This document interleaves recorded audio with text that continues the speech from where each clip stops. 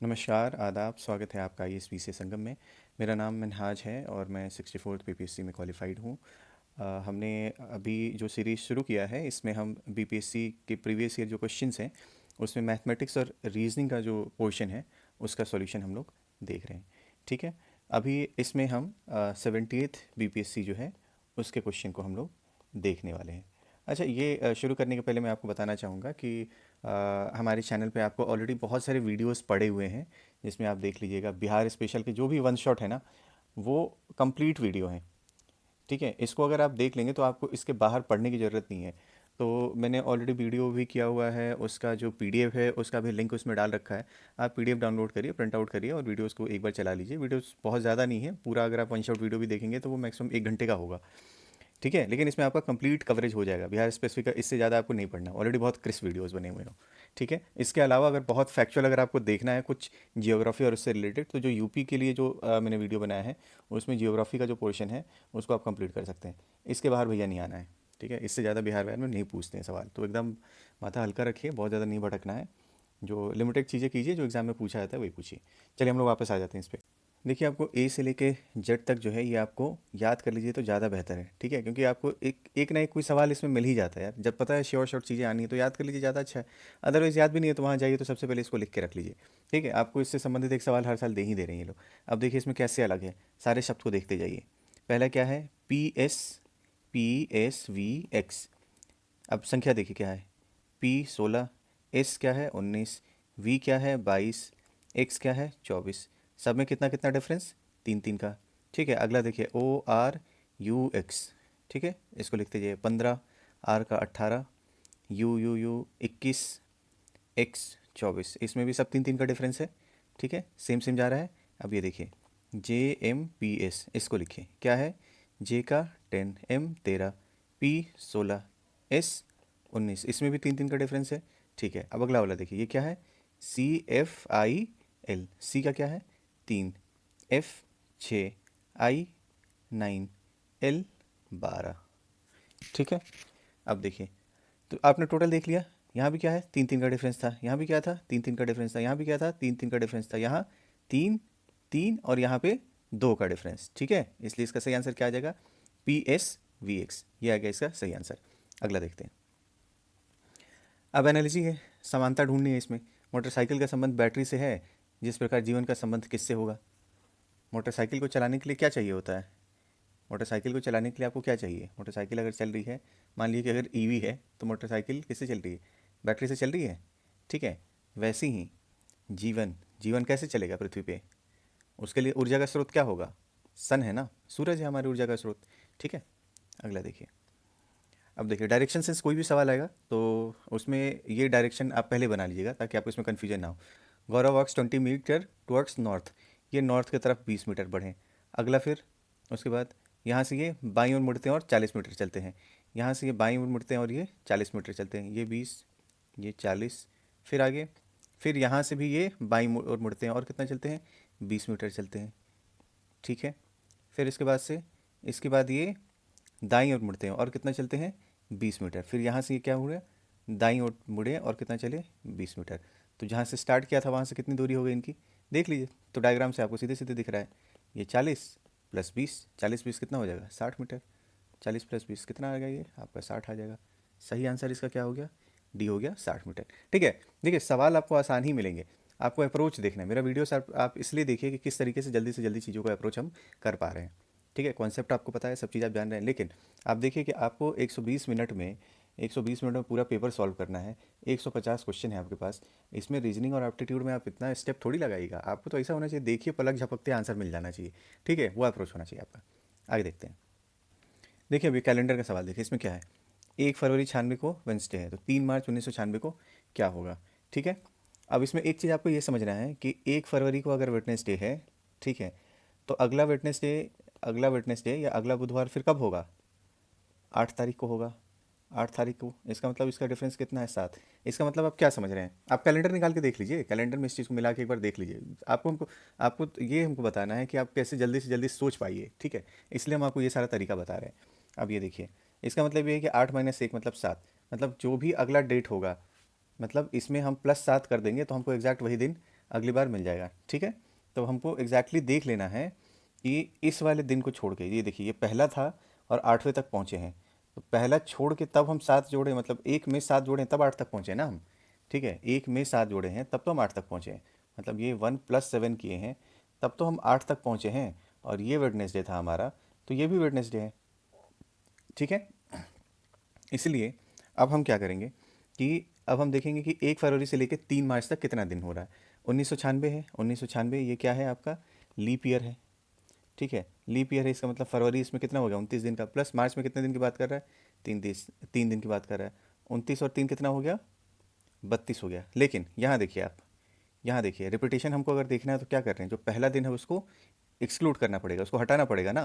तो ये देखिए, इसलिए इसमें से हम -1 कर देंगे, जो पहला फरवरी वाला दिन है उसको हम छोड़ देंगे। तो अब हमको क्या मिल गया, 31, ठीक है। अब 31 को 7 से भागा दीजिए, क्या मिलेगा आपको, 7 चौके 28, 7 चौके 28, और बचा कितना, इसमें से ये क्या हो गया आपका 28+3 हो गया, तो 28 मतलब ये रिपीटेशन है, 3 और डे बचा, ठीक है। 28 से मतलब इस चीज़ को आप समझ रहे हैं ना, जैसे एक से आप 8 पे गए हैं, फिर अगर इसमें 7 जोड़िएगा तो क्या आएगा, 15 आएगा, मतलब वो सेम सेम डे रिपीट होता रहेगा, तो इसलिए आप उसको हटा देंगे, ठीक है। अब आपको 3 और डे मिल रहा है, तो जो 3 और डे मिल रहा है उसके बाद से बुधवार के बाद से 3 दिन और जोड़ दीजिए, बुधवार के बाद 3 दिन और जोड़िएगा तो क्या आएगा आपका, थर्सडे, फिर फ्राइडे, फिर क्या आएगा, सैटरडे। तो इसका सही आंसर क्या आ जाएगा, सैटरडे, ठीक है। चलिए अब देखिए सिंबल रिप्लेसमेंट, सिंबल वाला जहाँ भी सवाल आए उसमें देखिए इसमें बड़ा फ्रैक्शन टाइप का करके दिया हुआ है, ठीक है। तो आप ये मत करने लग जाइए कि दोनों ऊपर भी सिंबल रिप्लेस करें, नीचे भी सिंबल रिप्लेस करें, ऐसा मत करिए। एक पार्ट को पहले सॉल्व करिए। देखिए इसमें ऑप्शन में 0 भी दिया हुआ है, ठीक है, ऑप्शन में 0 भी दिया हुआ है, हो सकता है कि ऐसा कुछ सॉल्व करेंगे तो हमको मिल जाए।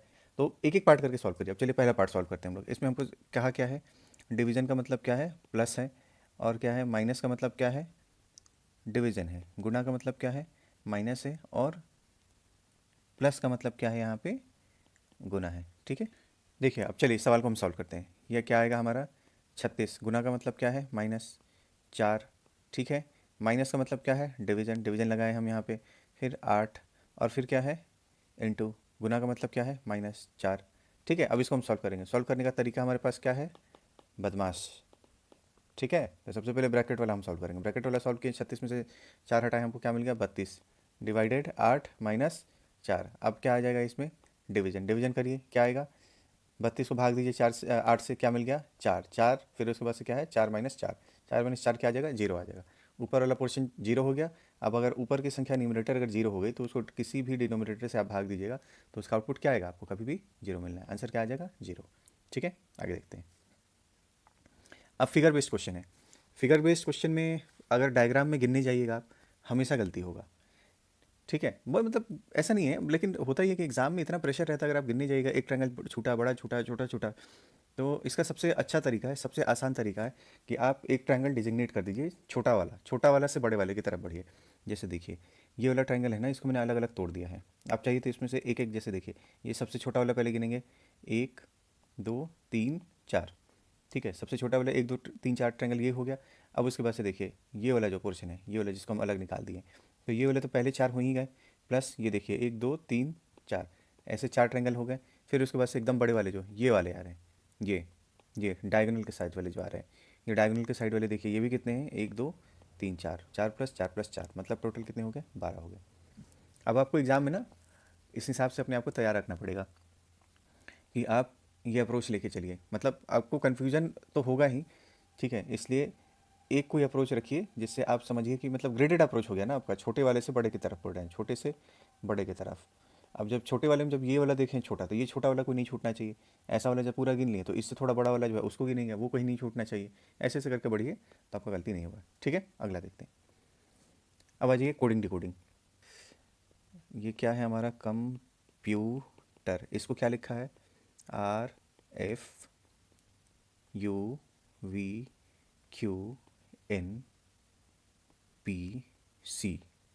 ठीक। अब देखिए इसमें ये लोग खेलते हैं हमेशा, ऐसा नहीं है कि शब्द को जो है उसमें आपको शिफ्ट करेंगे, मतलब सी है तो सी से आर के बीच की क्या दूरी है उसको आप देखेंगे, नहीं, ये आपस में भी जगल करेंगे, ये इसको आगे पीछे भी इधर उधर जगल करते हैं। जैसे ये देखिए इसमें क्या किए, ये पूरा पूरा पलट दिए हैं, सी से लेके आर तक, ये देखिए पूरा पलटी मारा हुआ है, ठीक है। तो ये पूरा पलटी मारा हुआ है और कहीं कहीं बीच में रिप्लेसमेंट भी है। अब रिप्लेसमेंट कैसे है, ये ई को देखिए, ये ई वाला जो है, ई वाला जो है आपका, ई से क्या बनाए हैं, एफ बनाए हैं, यहाँ क्या कर दिए हैं, +1 किए हैं, ठीक है। टी से फिर क्या बना है, यू बना है, STU, टी के बाद यू, मतलब ये क्या है, यहाँ भी +1 है, यू के बाद वी, यहाँ भी क्या है, +1 है, पी के बाद क्यू आता है, यहाँ भी क्या है, +1 हुआ, एम के बाद एन आता है, ये भी +1, ओ के बाद क्या आता है, पी आता है, ये भी +1, और सी का सी, मतलब आगे वाला और पीछे वाला इस दो को रिवर्स किए हैं, और बाकी जो संख्या रिवर्स की हैं उसमें एक एक संख्या बढ़ा दिए हैं। ये पैटर्न आपको मिल गया। अब चलिए, अब अगला क्या है आपको, मेडिसिन। तो हमको इसमें दो चीज़ तो पता है कि ये ई से शुरू होगा और ख़त्म एम से होगा, ठीक है। बाकी में पलट पलट के हमको एक एक बढ़ा देना है। एन के बाद से क्या आएगा, ओ आएगा। देखिए ऑप्शन भी देखते जाइए साथ साथ में। अच्छा देखिए, हमको ये चीज़ पता चल गया है ना। अब देखिए इसमें टाइम सेव करने का एक तरीका ये है कि जितने कॉमन शब्द होते हैं उसको छोड़ के उसके बाद से आगे वाले को देखा जाए। जैसे देखिए यहाँ तक तो हमारा है, यहाँ तक तो हम देख रहे हैं कि सेम सेम है, EOJD तक तो चार चार संख्या जो है, चार संख्या छोड़ दिए। अब अगला देखेंगे क्या है, ये क्या है, EOJD हो गया, ठीक है। अब आई के बाद क्या आना चाहिए, जे आना चाहिए। आई के बाद क्या आएगा, +1 करके जे आ जाएगा, EOJD जे, ये आ गया, ये सही सवाल हो गया। आगे कैलकुलेट करना है तो करके देख लीजिए, आपकी मर्जी, लेकिन आपको सवाल के जवाब तक पहुंचना होता है, वो ज़्यादा ज़रूरी है कम समय में एग्ज़ाम में, ठीक है। अब ये देखिए, ये सिंपल आपसे अर्थमेटिक प्रोग्रेशन का क्वेश्चन पूछा हुआ है। 14th टर्म आपसे पूछ रहा है, 14वां पद क्या होगा। पहला पद क्या दिया हुआ है आपको, पहला पद क्या दिया हुआ है, वो दिया हुआ है 14, और डिफरेंस कितने कितने का लेके चल रहा है, ये आप देखिए, ये कितना घटते जा रहा है, हर बार कितने घटते जा रहा है, -4। तो -4 क्या है हमारा, डिफरेंस है, ठीक है। और कौन सा सीक्वेंस, वो हमसे टर्म पूछ रहा है, 14वां पूछ रहा है। टर्म कौन सा पूछ रहा है, 14वां। इसका स्टैंडर्ड फार्मूला है, फार्मूला क्या होता है हमारा, TN = A+n-1 × D। ये फर्स्ट टर्म होता है हमारा, फर्स्ट टर्म, ठीक है। पहला टर्म हम यहाँ डालें 14 प्लस, और कितना है हमारा, 14th टर्म पूछ रहा है, 14 - 1, और डिफरेंस कितना है, -4 है, बराबर क्या है, 14 + 13 × -4, ये कितना हुआ, 14 - 52, बराबर -38। इसका आंसर आ गया, ठीक है। इसमें ऐसे समझने का भी बहुत ज़्यादा नहीं है, डायरेक्ट फार्मूला लगाइए, आंसर निकालिए। अब ये देखिए, ये सवाल है missing number in the grid.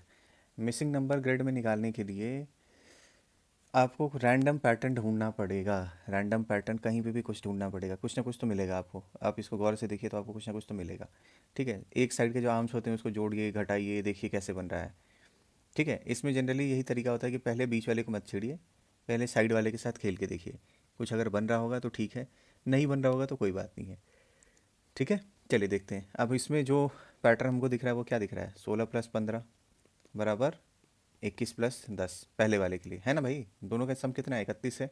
जैसे दूसरे का देखिए, 7 + 13 = 10 + 10, दोनों का सम कितना है, 20 है ना, दोनों हैंड का, ठीक है। वैसे ही देखिए, सेम चीज़ यहाँ भी अप्लाई होगी। 15 + 21 बराबर 14 + x, क्या है ये, 15 + 21 कितना होता है, 36 होता है।